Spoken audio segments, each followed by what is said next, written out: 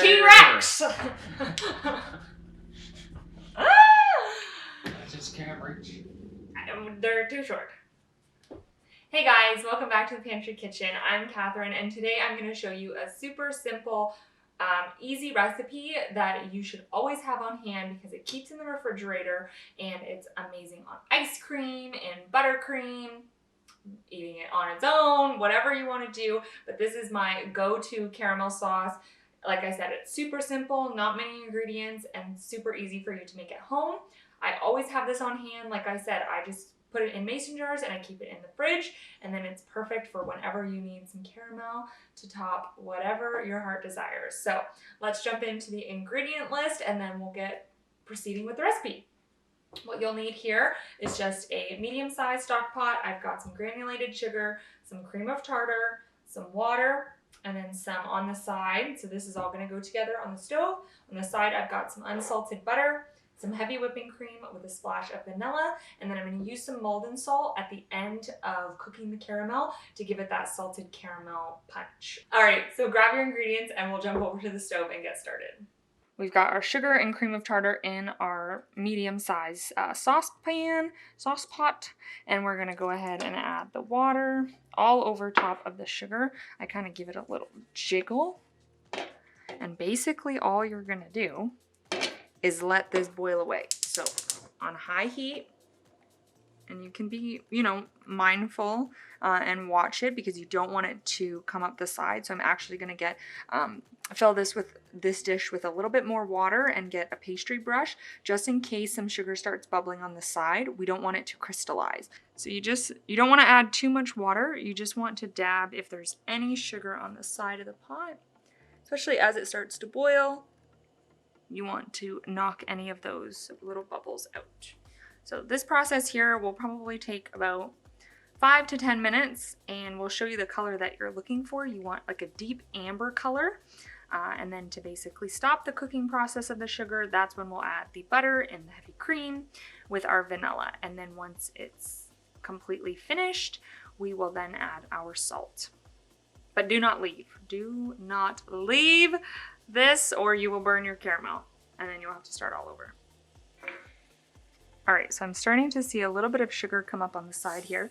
So it will sizzle, but that's okay. I'm just going to tap the edges of the pot just to make sure none of the sugar sticks.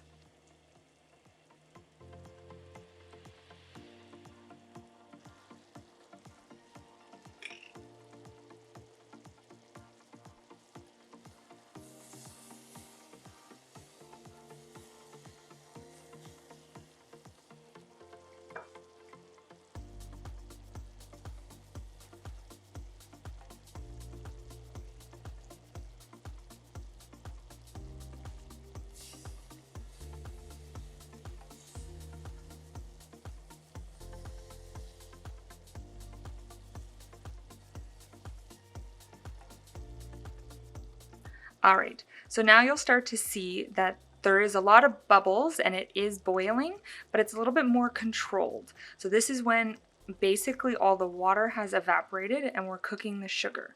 The reason why we put the water is that everything will cook more evenly. It will hydrate the sugar, and then we're basically evaporating it out and cooking the sugar. So at this point, you'll start to smell more caramel notes than at the beginning, because now we're going to start to see it go from clear to a dark amber color. So you can start to see now we are getting a bit of a golden color. So this is good. We want to cook it a little bit more. We want it to see that it's pretty golden brown. And so we're getting close, and this process, once it starts to go amber, it happens very quickly. So I'm gonna just turn the heat down just a little bit so that I don't burn my sugar. And when I go ahead and add my cream, I take it off the heat just for safety reasons, and we can always put it back on, it's no problem, but at this point you don't want everything splashing if you still have it on the heat. So I like the way that this is going. Looks like dark honey, maple syrup. And just put my cream in. Be very careful when you're doing this step because you don't want it will bubble, and you just want to let it do its thing. Be very careful. and let it go. And then we're gonna add in our butter. Let that melt in.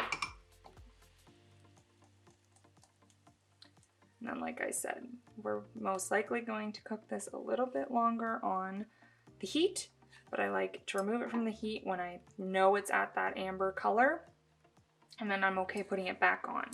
So now we're gonna put it back on for a little while longer. Not much. This one's basically, we're looking for it to bubble again, all the butter to be melted, and then this helps it thicken up just a little bit more. This is looking perfect.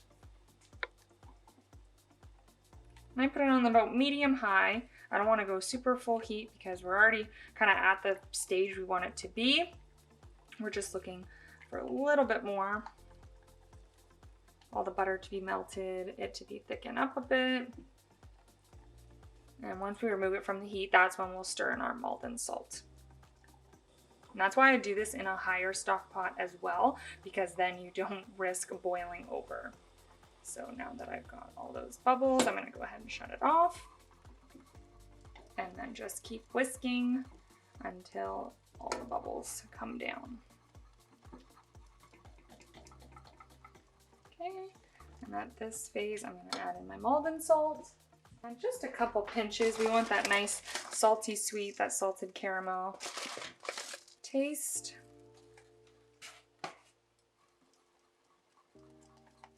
Now this is extremely hot, so you need to be very careful when you pour it into your mason jars that you do not burn yourself. So all I do now is pour it into my mason jars.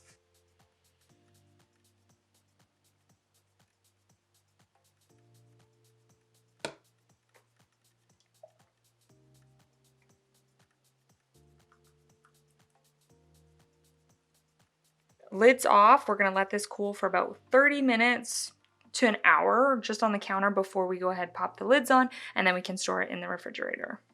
All right, and so here is our caramel sauce that we made. Now remember, this is still slightly warm, so it's a little bit fluid. You can most definitely use it as is for like a warm caramel sauce on some ice cream or whatever your heart desires, a piece of cake. But if you put it in the fridge, like that's how I store it, keep it in the fridge. I just throw a mason jar lid. That's the easiest way to store it for me, because then this container as well is glass. It can go in the microwave, back in the fridge, and then it will get thicker. So I hope you enjoyed this video, and I hope you make this caramel sauce and always have it on hand. It's also perfect in coffee, which I might make a little caramel latte this afternoon. So definitely go ahead and try it in that as well. And if you do and you like this video, make sure you leave me a comment down below. Don't forget to subscribe before you leave, and make sure you like this video. Thanks for watching, guys. Bye.